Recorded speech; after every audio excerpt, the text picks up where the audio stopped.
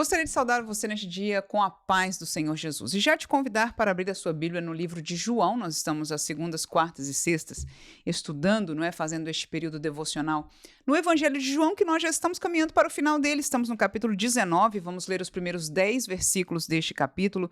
Nestes dias finais da vida de Jesus, agora ele está diante de Pilatos e mais um texto nós vamos estar aprendendo acerca da reação do próprio Pilatos, não é? Sendo uma pessoa que não é parte do povo de Deus, que não conhecia a revelação como um de dentro, nós vamos estar meditando em algo para as nossas vidas, para o nosso aprendizado. Portanto, capítulo 19 de João, os primeiros 10 versículos, o texto diz o seguinte: Pilatos, pois, tomou então a Jesus e o açoitou.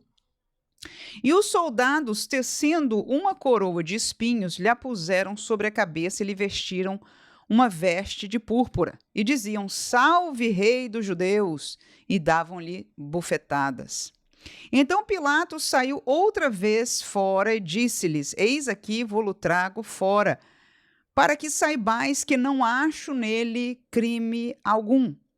Saiu, pois, Jesus, levando a coroa de espinhos e o vestido de púrpura. E disse-lhes Pilatos: Eis aqui o homem. Vendo-o, pois, os principais dos sacerdotes e os servos clamaram, dizendo: Crucificai-o, crucificai-o. Disse-lhes Pilatos: Tomai-o vós e o crucificai, porque eu nenhum crime acho nele. Responderam-lhe os judeus: Nós temos uma lei, e segundo a nossa lei deve morrer, porque se fez filho de Deus. E Pilatos, quando ouviu esta palavra, mais atemorizado ficou. E entrou outra vez na audiência e disse a Jesus: De onde és tu? Mas Jesus não lhe deu resposta. Terminamos aí com o versículo 10, que diz: Disse-lhe, pois, Pilatos: Não me falas a mim? Não sabes tu que eu tenho poder para te crucificar e tenho poder para te soltar? E vamos terminar a leitura neste texto aí. Muito bem, nós estamos caminhando nestes capítulos finais, versículos, quando Jesus foi preso, esteve na mão dos líderes religiosos e eles prontos, dispostos em seu coração para exterminar com Jesus, não podiam fazê-lo por questão da lei que estava sobre eles. Eles não tinham o direito, da maneira que eles estavam debaixo de Roma, de matar a ninguém, senão que Roma deveria fazê-lo. E Pilatos seria este superior que daria a permissão, que faria em nome de Roma. Mas para isso, Jesus tinha que ser julgado e encontrado culpado de alguma maneira diante de Pilatos. E Pilatos, ao questionar a Jesus, você se lembra do último questionamento que o chamou a atenção, a questão de ele se dizer rei dos judeus. Então, Pilatos pergunta, não é, a Jesus se ele era rei, e Jesus lhe responde com muita sabedoria, com uma pergunta de volta para ele, mas fazendo entender no final das suas palavras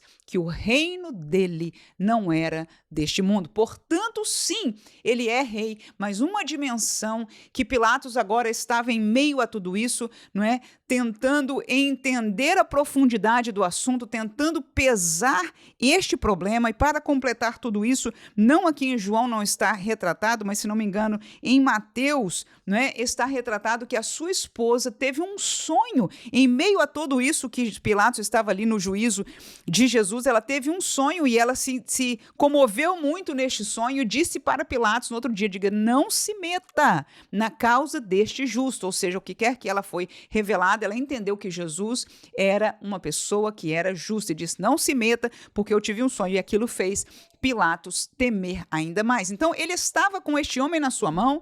Por um lado, não era só um pedido normal dos judeus, havia um clamor da grande liderança religiosa, e você vê aqui neste texto que nós lemos, que eles disseram: olha, o problema agora deste Jesus é que nós temos uma lei e este homem falou que era filho de Deus. Ora, até aqui, o problema de Pilatos é que Jesus talvez tinha levantado um motim ou sido líder de alguma maneira, de maneira que ele quisesse ser rei dos judeus ou se mostrar rei, ok? Até aí estamos em um nível. No entanto, agora, estes judeus falam: o problema dele é maior. E para Pilatos, que, apesar de não ser judeu, conhecia um pouco dos costumes e da religião judaica, a palavra de Deus diz que quando ele ouviu que os judeus queriam matá-lo, porque na lei deles diziam que ele não poderia ser chamado filho de Deus. Então, Pilatos reconheceu que o que Jesus tinha, na verdade, era divino.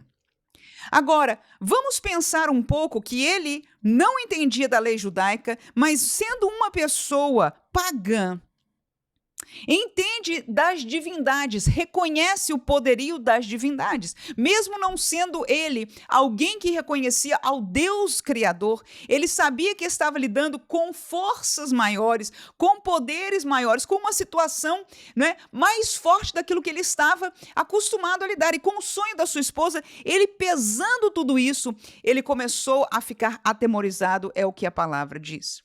No entanto, a revelação, apesar de, para ele como um pagão, ele entender desta maneira, a diferença é que não era um Deus pagão. A diferença é que não era uma manifestação de um espírito contrário, mas era a verdade do Deus vivo e verdadeiro. E é isso que neste dia eu gostaria de me lembrar com você, olhando para a figura de Pilatos, que quando ele escuta essa palavra, o texto diz, ele se atemorizou, ele voltou lá para dentro, olhou para Jesus e perguntou, de onde eres tu? O que ele esperava ouvir? Os judeus disseram, esse homem se disse filho de Deus. Agora Pilatos tomou coragem para perguntar para ele, de onde você vem? De onde eres tu? A sabedoria daquele homem não era comum. Aquele homem disse, falou a palavra, a verdade. Pilatos perguntou para ele, e o que é a verdade? Então Pilatos estava realmente sabendo e entendendo que Jesus não era um homem comum, um homem qualquer. Ele não tinha culpa alguma, mas ele estava no meio daquela confusão, querendo libertá-lo, porque humanamente ele não tinha culpa, mas agora ele entendia que haviam forças maiores espirituais, pelo sonho da sua esposa, por aquelas palavras. O que ele não esperava era ouvir de que este homem se diz filho de Deus. E ele sabia que o Deus de Israel, da história, era o Deus criador, o Deus que abriu o Mar Vermelho. Aleluia! E agora ele, numa voz temerosa, volta para Jesus e diz, e pergunta, de onde és tu? E Jesus continua no silêncio. Ele, nervoso, fala, por acaso você não sabe que eu tenho poder para te soltar? Ou para te matar, está tudo na minha mão, agora a gente tem que resolver isso aqui, como quem diz, fala alguma coisa. Mas aquela pergunta, para mim e para você, é tudo. É o que eu gostaria de compartilhar com você hoje, nós olharmos para o coração daquele que não conhece o Deus verdadeiro. E se confronta com a revelação da verdade. Muitas vezes nós, como crentes, nós tememos falar a verdade como ela é. Nós somos tentados a contextualizar o evangelho, falar de uma maneira que o mundo entenda. Eu mesmo sinto sobre mim esta tentação todo o tempo.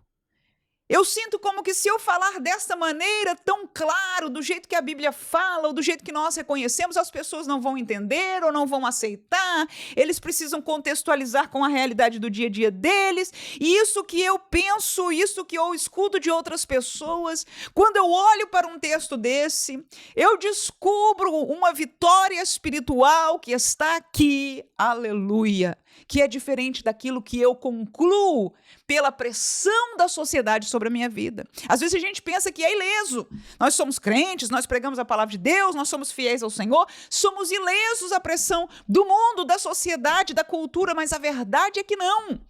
Os nossos pais no passado pregavam o evangelho mais simples, com as palavras como são, e quantos eram aqueles que na demonstração do poder e na pregação da verdade viam para Cristo Jesus. Mesmo que a igreja fosse muito mais fechada, né, no sentido das suas condutas, mesmo que a igreja fosse tanto mais séria, tudo tanto mais proibido, e claro que isso não é questão de ser a igreja, é questão de ser a palavra, mas vamos falar a verdade aqui. Há 30, 40, 50 anos atrás era tudo muito diferente. Ainda assim, Jesus libertava pela mesma palavra, era aquela pregação verdadeira, da verdade nua e crua, de quem ele é, como é, aleluia. A situação real, a verdade, ela liberta, e é isso que eu quero trazer à nossa lembrança neste dia. Quando Pilatos ouviu a verdade, aleluia, que aquele homem era rei, mas o homem disse, não é deste mundo, meu reino não é deste mundo. Quando aquele homem fala de uma verdade, Pilatos pergunta, e o que é a verdade? Fica se perguntando, se questionando, e agora ele escuta que ele é filho de Deus, esta é toda a verdade. E aí ele vai perguntar para Jesus, de onde és tu? Porque ele cria já. Aleluia! Este homem não é um homem natural, há algo extraordinário nele, e ele ali não podia fazer mais nada, ele estava naquela situação, por ele lavaria e lavou as suas mãos, porque ele não poderia tomar parte desta causa injusta, e é isso que eu quero olhar para nós agora, para o homem pecador neste mundo, que está em meio a esta pressão da sociedade, mas o que vai libertá-lo, o que vai fazê-lo entender, o que vai atemorizar o seu coração, o que vai trazer convencimento e temor ao seu coração é a verdade como ela é, porque para Pilatos a verdade despertou. Ao ele ouvir estas coisas, ele que vivia uma vidinha, não é? Sua, ao encontrar-se e viver esta realidade ali com Jesus, naqueles momentos, ele foi despertado para algo maior, aleluia. Segundo lugar, nós vimos aqui a palavra atemorizado, ele se atemorizou. E o evangelho, a verdade de Deus é para atemorizar o homem. A situação do homem é crítica, a verdade de Deus é crítica, porque ele é Deus e é Deus soberano. E nós estamos perdidos no pecado se não alcançarmos e estendermos a nossa mão para a graça de Deus. Pereceremos eternamente. É tudo muito crítico, é tudo muito importante, é verdadeiramente para atemorizar. Em terceiro lugar, a verdade revela, ele é rei de um reino que não é deste mundo.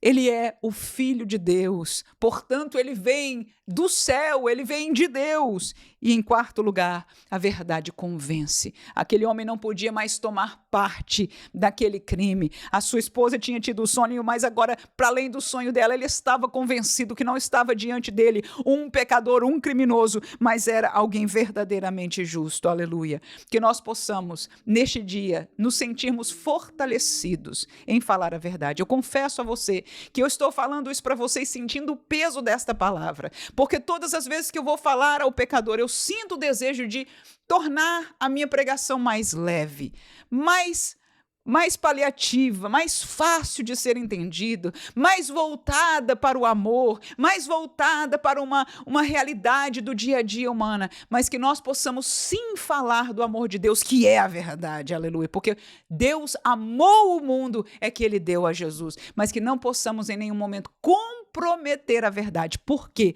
Porque entendemos mais uma vez que é a verdade que liberta, que abre o coração do homem, que o desperta, que traz temor e que convence o homem para sair, por fim, da sua situação de perdido pecador. Porque se nós pregarmos e ele continuar no pecado, ninguém ganhou nada. Nós não ganhamos, o homem não ganhou, o reino de Deus não ganhou. Todos perdemos. Mas se falarmos a verdade e ela trabalhar pelo Espírito Santo em libertação daquela pessoa, todos ganham para a glória do Senhor. Que Deus te ajude, em nome de Jesus, a ser este pregoeiro da justiça. Que Deus me ajude, que Deus tenha misericórdia a cada um de nós e continue em dias como estes a salvar pela verdade. Amém.